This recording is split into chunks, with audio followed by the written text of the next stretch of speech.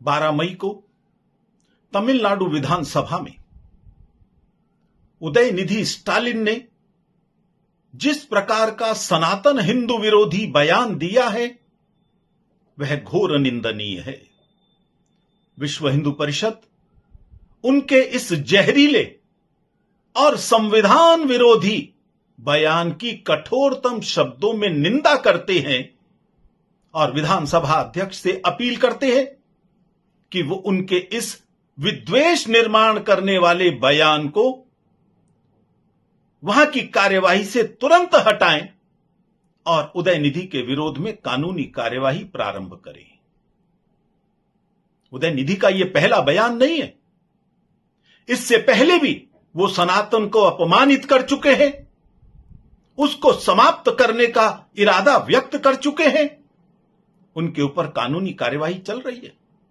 ऐसा लगता है उदयनिधि आदतन अपराधी बन गए हैं और वे बार बार सनातन को अपमानित करने का प्रयास कर रहे हैं।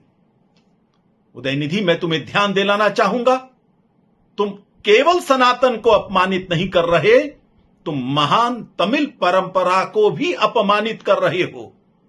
तमिलनाडु वह महान प्रदेश है जहां सनातन परंपरा फली फूली है, पोषित हुई है। वहां के ग्रंथों, वहां के महान तीर्थों, महान मंदिरों, वहां के सामाजिक और धार्मिक आयोजनों, इन सब से अनुमान लगाया जा सकता है तमिलनाडु सनातन की धरती है। और इस समय हिंदू पुनरुत्थान का युग चल रहा है। हिंदू विरोधी राजनीति समाप्त होने वाली है।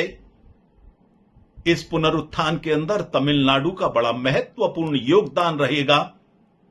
मैं उदयनिधि समेत सभी हिंदू विरोधी राजनेताओं को चेतावनी देना चाहता हूं, यदि वे राजनीति में प्रासंगिक बने रहना चाहते हैं तो उन्हें हिंदू विरोधी राजनीति छोड़कर उसकी महानता के सामने नतमस्तक होना चाहिए।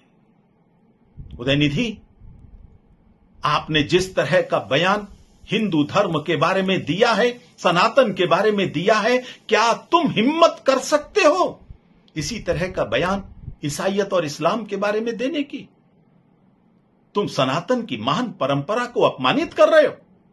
तुम्हें ध्यान रखना चाहिए, तमिलनाडु में 87% हिंदू रहता है। यह उसकी विशालता है, उदारता है कि वो ऐसे समाज के लोगों को भी मुख्यमंत्री बनाता है जो केवल 6% ईसाई समाज से आते हैं। जरा कल्पना कीजिए, क्या जम्मू कश्मीर जहां 30% हिंदू है, अभी भी है, क्या वहां किसी हिंदू को मुख्यमंत्री बनाया जा सकता है?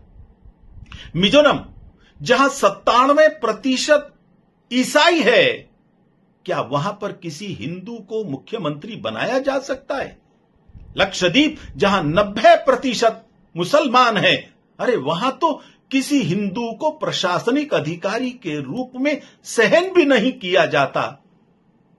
हिंदू की परंपरा बहुत विशाल है, कृपया उसको इस प्रकार से अपमानित करने का प्रयास न करें। हिंदू पुनरुत्थान के इस युग में आप सबको आगे बढ़कर अपनी गलतियों के लिए क्षमा मांगनी चाहिए। अब बहुत हो गया है, अब हिंदू समाज तुमको क्षमा नहीं करेगा, इतने बड़े अपराध तुम कर चुके हो।